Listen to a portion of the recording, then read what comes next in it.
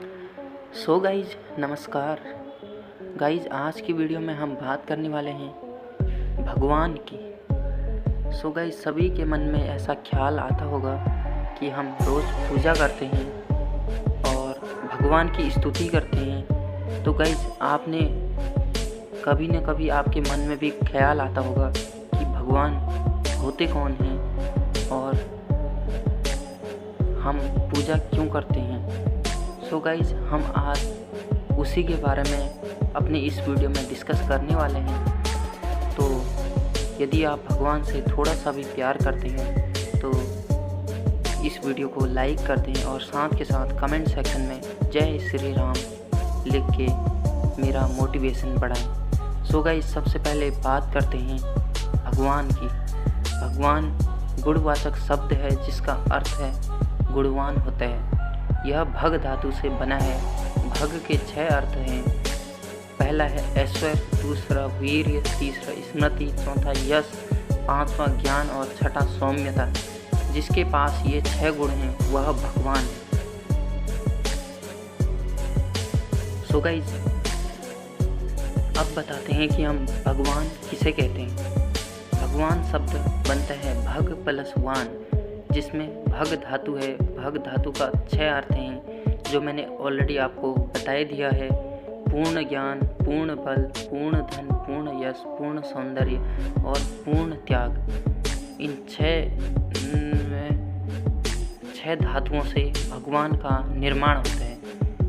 विष्णु पुराण में भी यही बात कही गई है। संपूर्ण ऐश्वर्य को ही भगवान कहते हैं।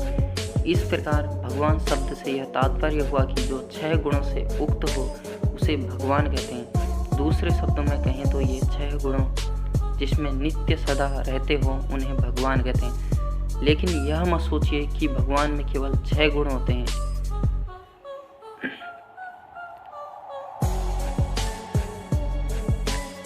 भगवान के अनंत गुण होते हैं। ये गुण तो प्रमुख हैं, इसलिए ये 6 गुण अंकित किए गए हैं। लेकिन वास्तविकता यह है क्या है, भगवान के श्री कृष्ण के गुणों की संख्या करे वो बाल बुद्धि वाला है। वो बच्चा है जो कहता है इतने 10-20 गुण हैं।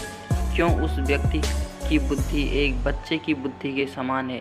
इसलिए क्योंकि भगवान अनंत हैं, उनमें अनंत गुण हैं। अतएव जिसके गुण अनंत हैं उसको कोई गिन नहीं सकता। और अगर कोई गिने तो कितना गिनेगा? जितनी उसकी बुद्धि होगी। अर्थात कोई भी व्यक्ति पृथ्वी के एक कणों को भले ही लेने में समर्थ हो, परंतु भगवान के गुणों को कोई भी नहीं गिन सकता। जो हम वेद शास्त्रों में और वेद शास्त्रों की परिभाषा पढ़ते हैं, आप उन्हें रटाया याद कर लीजिएगा। क्योंकि जब आप वेद शास्त्र पढ़ेंगे तो कहीं भक्त या गुरु, महात्मा, संत, रसिक अनेक नाम हैं जो अपने आप को भगवान के उससे जोड़े रखते हैं। तो कहीं भगवान को बड़ा कहा है, ऐसी बातें सामने आएगी तो आप भ्रम में पड़ जाएंगे कि क्या सही है।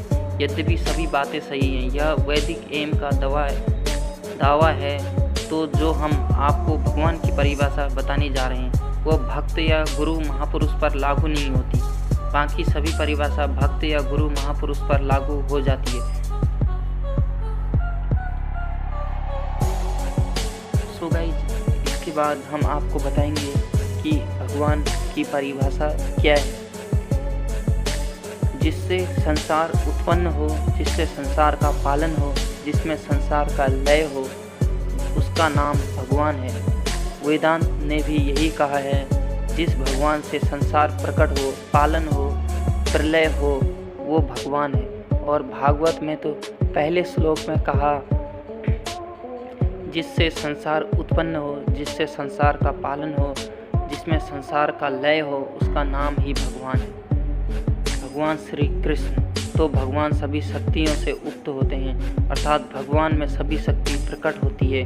भगवान के अनंत नाम है, अनंत रूप है, अनंत लीला है और परिकार भी अनंत हैं। जैसे रामायण, महाभारत लीला और गोलोक, मथुरा, परिकर।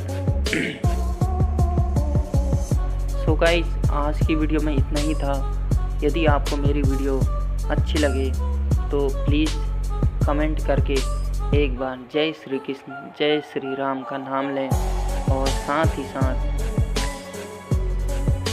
शेयर ज़रूर करें और मेरे चैनल को सब्सक्राइब करें ऐसे ही फैक्ट देखने के लिए।